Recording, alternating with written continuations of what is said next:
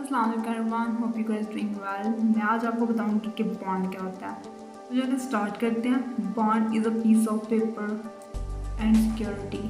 Bond ना एक किस्म का पीस ऑफ पेपर है जो कि एज अ सिक्योरिटी काम कर रहा होता है। जो आपने पैसे दिए होते हैं और बॉन्ड परचेज़ किया होता है, तो वो बॉन्ड सिक्योरिटी होती है कि आपने वाकई में पैसे दिए हुए हैं। बॉन्ड ये शो करता है कि आप जो बॉन्ड इशूअर है, ठीक है, उसने डेट लिया हुआ है उस बंदे से जिसने इन्वेस्ट किया हुआ है।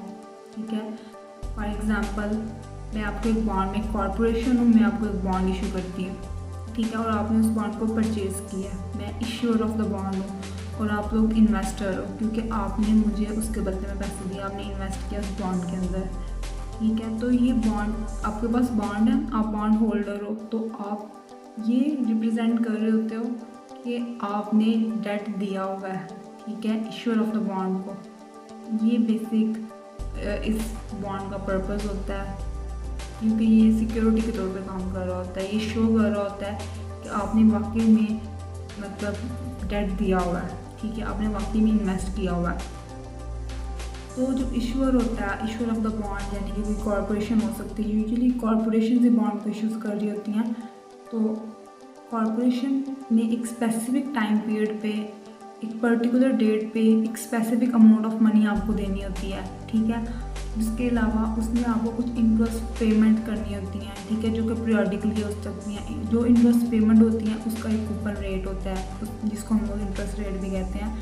Coupon rate basically interest rate को ही बोलते हैं कि एक स्पेसिफिक इंटरेस्ट रेट दिया जाता है जो भी बॉन्ड होल्डर होता है उसको।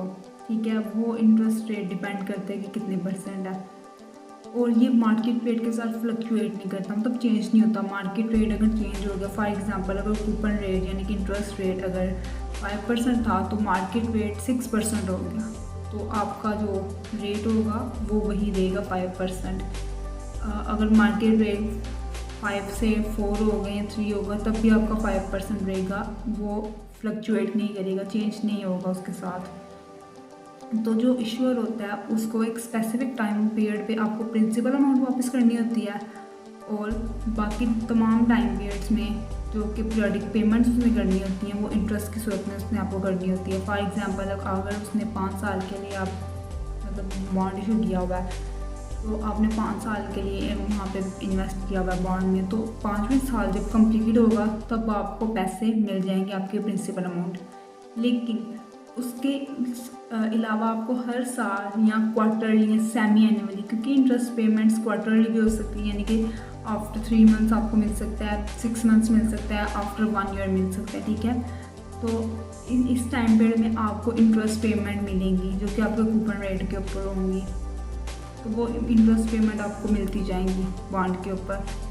तो अगर बॉन्ड की जो कंडीशंस होती हैं वो मीट नहीं कर पाते बॉन्ड इशूअर्स, बॉन्ड होल्डर उनके कंपनी के एसेट के ऊपर, कॉरपोरेशन के एसेट के ऊपर क्लेम कर सकता है और वहाँ से वो अपने पैसे रिकवर कर सकता है। इन फॉर एग्जांपल एक कंपनी है, कॉरपोरेशन है, ठीक है, आपने वहाँ उसका बॉन्ड खरीदा हुआ था। ठीक है, तो वो कंपनी डिफ़ॉल्ट कर गई, मतलब जो उन्होंने कहा था कि हम आपको semi annually periodic payments, interest payment coupon rate के ऊपर देते रहेंगे, उन्होंने आपको नहीं दी। ठीक है, तो वो डिफ़ॉल्ट कर गई। तो आप क्या कर सकते हो, आप कंपनी के एसेट के ऊपर क्लेम कर सकते हो, और ये बॉन्ड होल्डर का राइट होता है कि वो क्लेम कर सकें। उसके बाद प्रेफर स्टॉक्स और कॉमन स्टॉक होल्डर का राइट होता है। सबसे पहला राइट जो होता है ना वो बॉन्ड होल्डर का होता है कि वो कंपनी के एसेट के ऊपर क्लेम कर सकें। और सो ये इसलिए एक सिक्योर डॉक्यूमेंट है, एक सिक्योर पीस ऑफ पेपर है जिसके ऊपर आप क्लेम कर सकते हो। आपको ये इतनी टेंशन नहीं होती कि हमारे पैसे डूब ना जाएं, तो ये काफ़ी सिक्योर होता है। तो ये था बेसिक कॉन्सेप्ट बॉन्ड का।